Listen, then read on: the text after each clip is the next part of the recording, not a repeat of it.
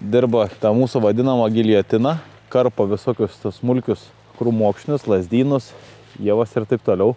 Jas paima, sudeda į krūvas ir po to važiuodamas traktorius ištraukia tą medieną. Rankinių kirtimų su benzopjūklais tai čia ne pusantro mėnesio šitą miškę užtruktų.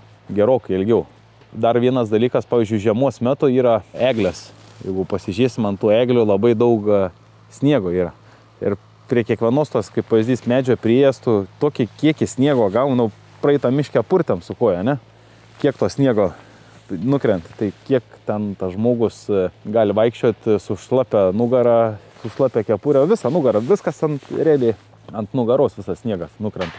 Dėkis kokią nori aprangą, vis tiek nepadės. Su pjūklininkais atlikti šitą darbą yra praktiškai neįmanoma. Vienas dalykas dėl to, kad pjūklininkai, taip kaip ir matėm ana miške, kur buvom, jie tiesiog gali išvartyti tuos medžius, jie nesuvilks kiekvieno suartimento į krūvas. Su šituo traktoriu jis paima, nukerpa tą krūmą, pasitraukia atgal, pavažiuoja ir padeda. Vėl nuvažiuoja 1,5 metro, nukerpa, atsitrauk ir padedi krūvą. Rankininkai tokių darbų nepadarys. Plinam kirtime taip, bet tokiuose retinimuose įnamuose tai čia yra labai per daug brangiai kainuoja, tada ekonomiškai neapsimoka to daryti. Biokuro to viso traukti.